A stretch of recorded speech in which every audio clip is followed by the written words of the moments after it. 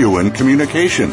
Now, here are your hosts, Trish Forante and Lisa Stewart. This is Dr. Lisa Stewart, and welcome to Talk Time with Trish. Our show is about improving communication for men and women. Today, we're going to talk about let go, forgive, and let God. Your life depends on it. My guest today is Kadin. Christine is a psychotherapist, motivational consultant, and executive and personal coach in private practice in South Florida. Christine, I know that forgiveness is a subject you're extremely passionate about. We are thrilled to have you on the show today. Welcome. Thank you so much, Lisa. And tell us a little bit about what your idea of forgiveness is. I think we have the listeners have an idea of what they mean when they say forgiveness, but what is it? What is forgiveness?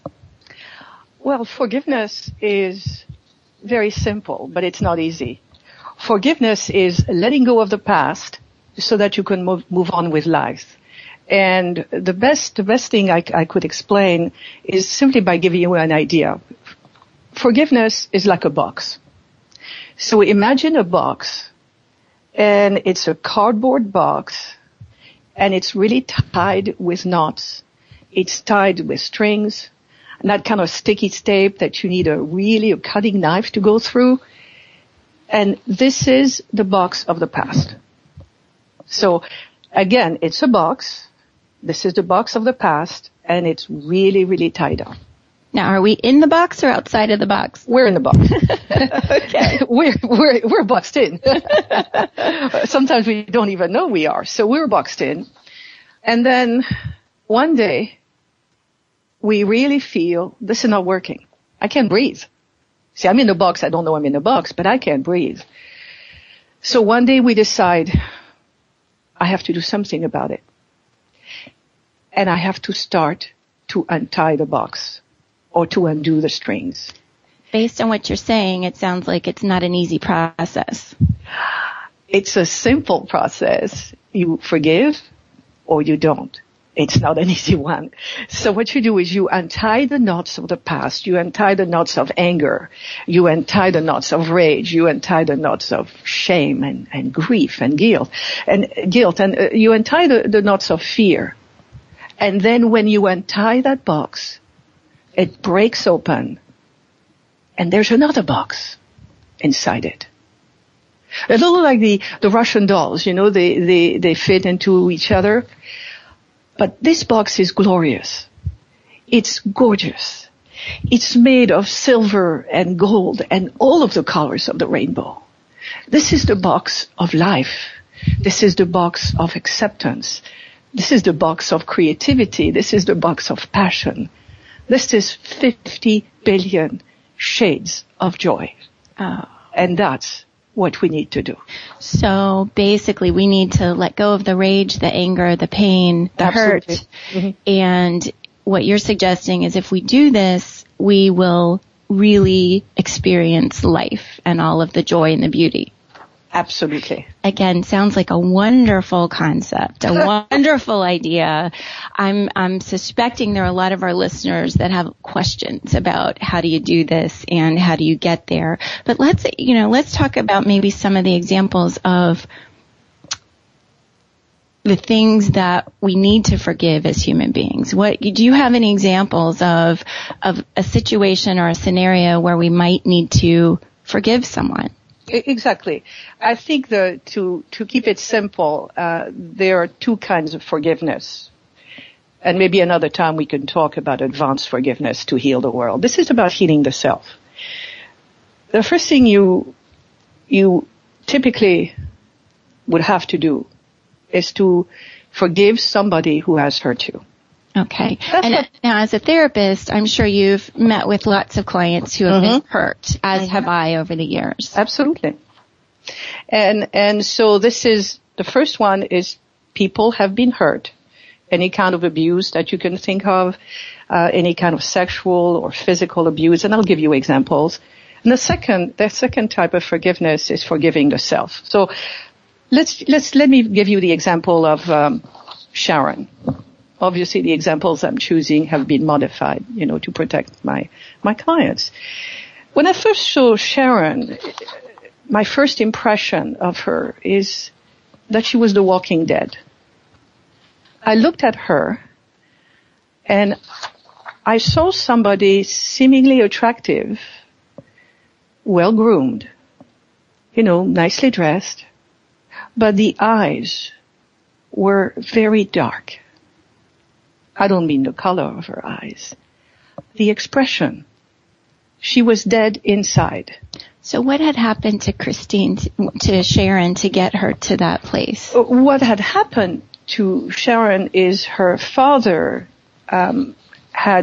she was a survivor of abuse, and her father had abused her from age 6 to about age 13, where he stopped to abuse her to go to her younger sister.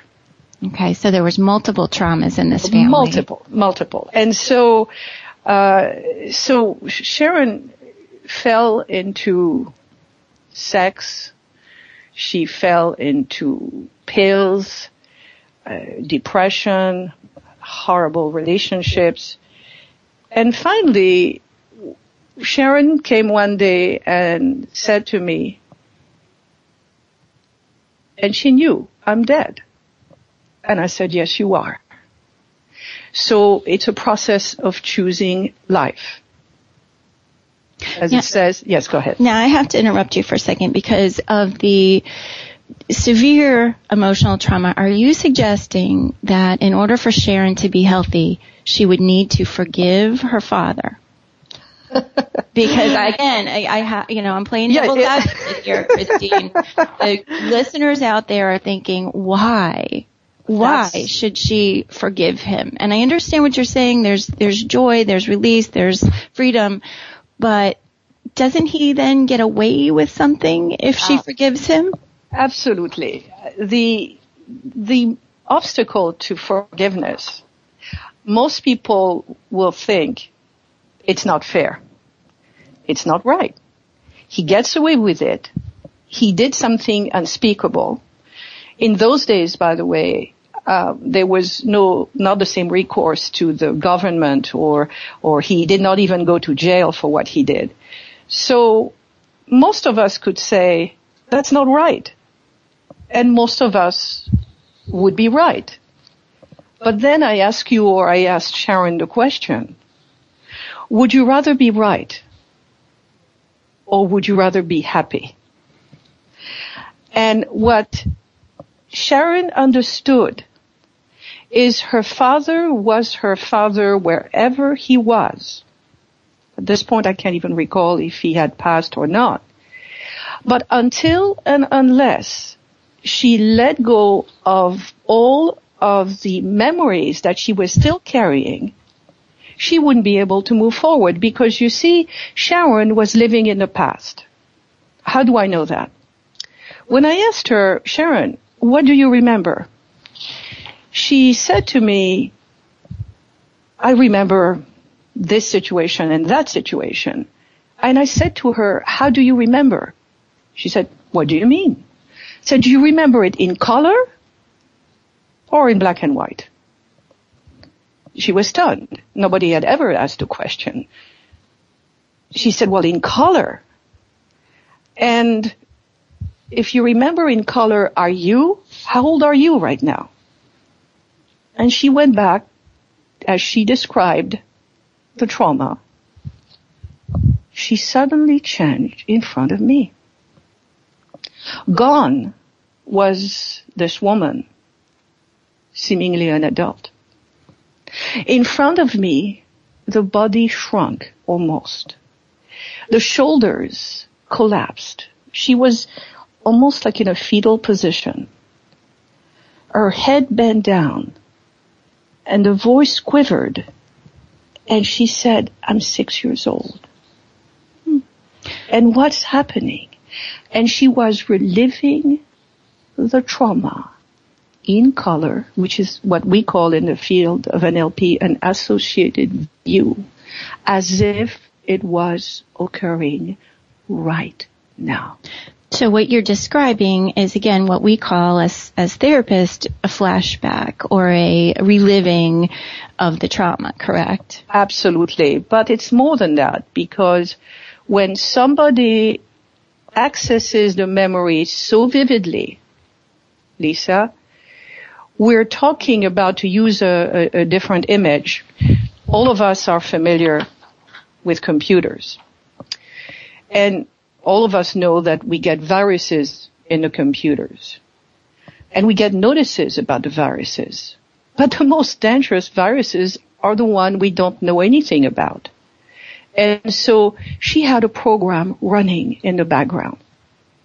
So what, again, you talked about seeing the visual either in black and white or in color. Sure. And the black and white, from what I'm getting from you, sounds like you're a bit more removed from it. It's not as intense. It's not as powerful any longer. That's correct. How did you move her in that direction? How did you get her? Because I'm assuming you worked with her and she's better now. Yes. Okay, because you are pretty good at what you do. So how did you move her?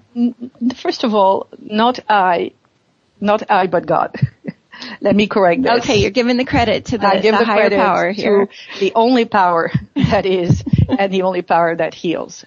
Having said that, we have to do the work as clinicians. So I am going to paraphrase a book that most listeners would know, called Eat, Pray, Love.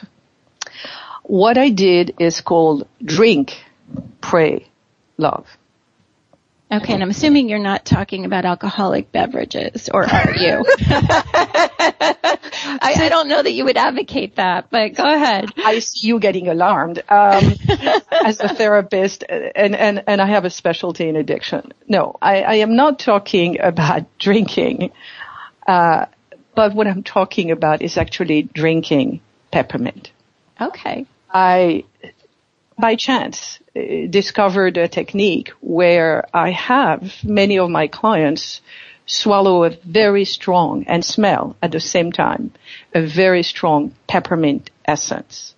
When they do, more often than not, the images disappears immediately, or in a matter of seconds can turn to black and white.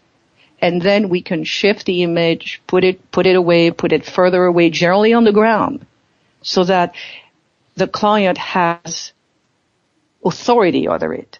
And that's how we can help people move very, very quickly. It's no longer there. In fact, in her case, it was so extraordinary that the visual, she had been in the kitchen when one of the instances the father was abusing her. When she did the peppermint, the father disappeared. She reformatted the memory. The father disappeared, and she was in the kitchen having milk and cookies. Wow, Christine. So again, it sounds like you have some very powerful techniques that you use as a therapist, and fascinating. And I definitely want to talk about some more paths to forgiveness when we come back. It is now time to take a short break. This is Lisa Stewart, and my guest today is Christine Kadin. You're listening to Talk Time with Trish on the Voice America Health and Wellness channel. Stay tuned. Better communication means better relationships in every sense of the word. When you communicate more effectively and interact more effectively, your life is lived more effectively. Tune in to Talk Time with Trish, featuring host Trish Forante and co-host Lisa Stewart. Our program is all about the human element. We are all comprised of parts and stuff that we may be aware of or others may be aware of. When we become aware of what others are aware of, it means more to us. Tune in every Friday at noon Eastern Time, 9 a.m. Pacific on Voice America Health and Wellness.